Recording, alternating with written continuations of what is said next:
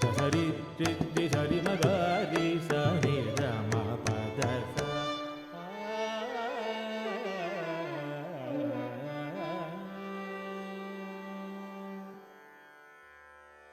Vande Sangeetam.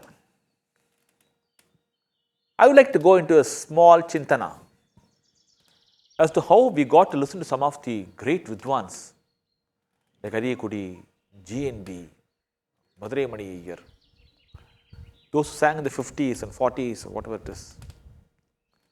It's very unfortunate that we lost some of the recordings of great masters like Vijay Shivan. That's an interesting story. Vijay Shivan, who is supposed to be the greatest of singers, went to Mysore to sing there in the palace before the king.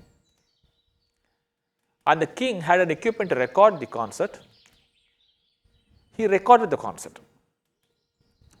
Vijay Shivan sang Chintayama Kandamula Kandam so beautifully. That Bhairavi and that is so mesmerizing. And it was recorded. And in those days, musicians didn't know that the concert could be recorded or something called as recording equipment, something called as recording at all. So Raja recorded the concert and then called Vijay Shivan and said, "Sir, we have recorded the concert, would you like to listen to it?" This Vijay Shivan, I think he passed away in 1891, I think around that time. It was just around 40 or 50 when he passed away. Vijay Shivan heard it and he was stunned. He didn't know what it was. Hearing his own voice through an equipment. That recording was there for a long time. But very unfortunately, there was a fire in the palace and the recording got destroyed. We don't get to hear Vijay Shivan now, although we heard about his greatness. How much good these recordings have done for us. How much values they have shown us. How much it has told us as to how musicians sang and how they sang and how they kept up the values and tradition. Thanks to the equipment first. Also thanks to the people who recorded it, and also thanks to the musicians for permitting them to record. What a wonderful culmination of things that happened for us to listen to this. The spool tape came into existence in the 50s. So from the 50s, we have the spool tapes, which later got converted into tapes and now CDs and now MP3 and whatnot. We have now everything in YouTube. And then came the cassettes in the 80s, etc. And today, we have a system of recording the concert which is scary, really scary. Because when recording was done, the artist was aware or had given his permission for the recording. It was not a small gadget, it was a huge recording gadget with which the concert was recorded. It was well preserved, well archived, and also a copy was given to the artists. Many of the artists do have the recordings with them. It is such a very, very wonderful way of preserving good music for the posterity, underlined good music. But what happened is that when people started recording and started sharing, we started going towards disservice than service. I know you wouldn't like what I'm saying, because some of you may be in the habit of recording concerts without the artist's permission or the Sabha secretary's permission, which is actually not correct. Two angles. One angle is the legal angle, the other angle is the ethical angle or the service angle. Legally, the artist owns the right over his creation, and when he performs for an organization, the organization also has a share in it. The person listening to it does not have any copyright over the performance. I have purchased a ticket. Yes, you have purchased a ticket. That is only to listen, not to record. It is all are welcome. Anybody can come and hear. Anybody can come and hear without paying money. That doesn't mean you have the right to record. It is sponsored. Somebody is sponsoring. Somebody is sponsoring it, but he too doesn't have a right over the performance. Isn't that interesting? But what we do is, we just step into the hall, I have a cell phone. I know how to record video or audio, and I can do it without the artist's knowledge, without the organizer's knowledge. I will do it, I will share it, and I will serve the art of music by sharing it to everyone. Isn't it the attitude of many of us? You know how wrong it is? First thing, it can be illegal, as I said, you don't have a right over the copyright. Second thing, there may be a house rule which does not permit you to record. Yes, there are house rules. For example, there's a temple. You cannot go and say that I have the right to wear slippers and walk into the temple. The temple will not permit it. You have a right to wear your slippers, no doubt. You have paid for your slippers, no doubt. But you cannot wear it in a temple. You have paid for your cell phone. You have a recording gadget in it. But you are not permitted to record without prior permission. So there's a legal angle in it.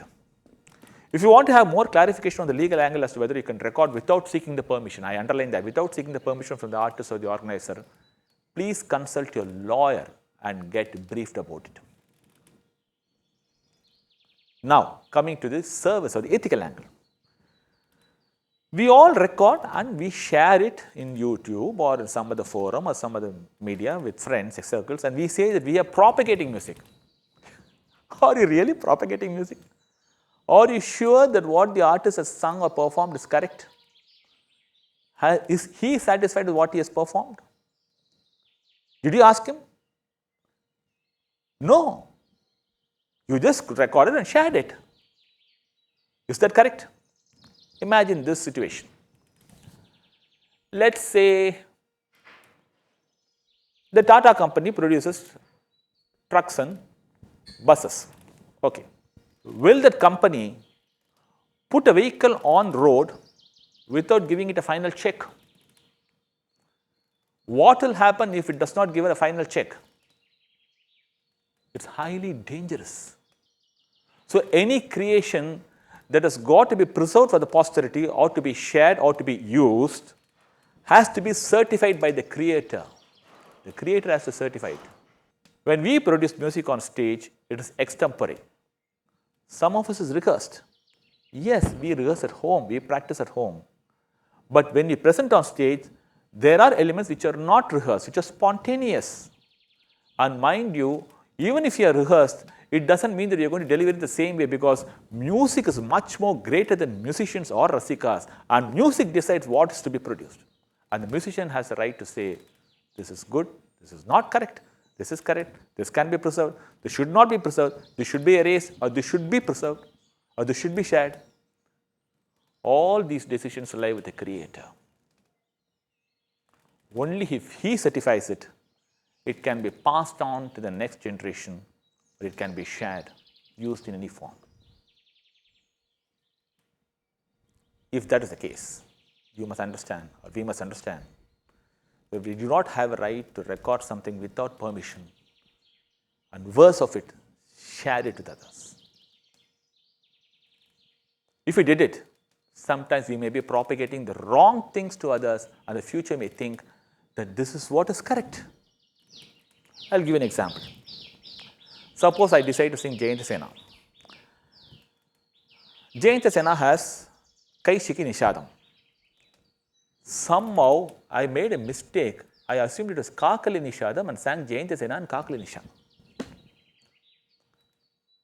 Well, musicians are human beings. They can make mistakes. And if I did it, and you recorded the concert without my prior permission and start circulating it, in the passage of time, people will start believing that Jayantisena has Kakali Nishadam. They will say, here I have a version of Vijay Siva singing in Kakali Nishadam. And there will be a section of people who say it's wrong, and there will be another section of people who say it is right. I did not intend to do this. I made a mistake. I would have corrected myself and started singing Jayantisena the correct way. But my recording will show something else. If I had been asked the permission beforehand,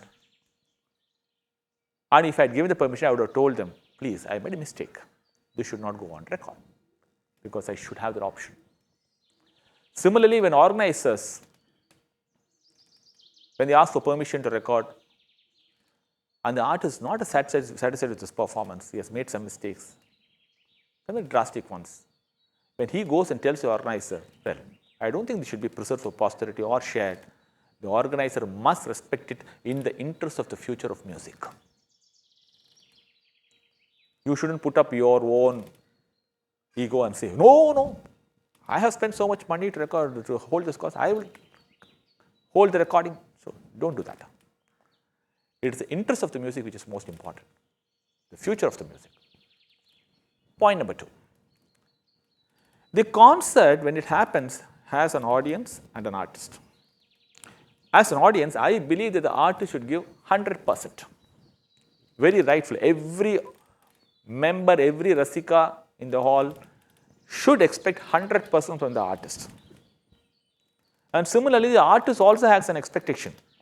He expects 100% involvement from the audience because he is drawing inspiration from that. So 100% input from the audience, 100% input from the artist makes a great performance. But what happens is when we start recording, our entire concentration or a part of our concentration goes on how to record it well. So our concentration has taken a share of it. And we are always thinking that we should not make any noise, and we do not verbally or orally appreciate the concert. We are very quiet because we don't want to be heard on the recording. And our concentration is so much on the recording, we have to manage it. So we forget to, or we miss to enjoy the concert in this holistic way. What happens? When we don't enjoy the concert in the full measure, it reflects on the performance and his 100% drops to 90%. When his 100% drops to 90%, again our appreciation drops. It goes into a vicious circle, and finally at the end of the day, we would have successfully recorded a mediocre concert. And also passed it on to the next generation. What a nuisance. So what is the best thing? I have been listening to music in the 70s and 80s, 90s. Never even once have I recorded the concert. And I remember so many good concerts in my mind. The mind is a big storage house. It can remember, it can recollect. Listen to the concert with absolute freedom. Take it in your mind. Enjoy it in your mind. And leave the recording aspect of it, whether video or audio, to the organizer and to the artist. It will come out in the form of an archive or in the form of through the media. It will automatically come out. I do get to listen to some of the concerts which I heard in the 70s and 80s through the media or to the archival centers. I feel so happy about it, but I am not dependent on that. I have already heard them live and I still enjoy that feeling. Here again, I repeat, I am not against recording. Recording is important to carry good music to the future, underline the good music. And what is good is to be determined by the creator and the performer, not the Rasika. And point number 2, next time, when you take your cell phone like this to record a concert, audio or video, remember, am I doing a service or a disservice?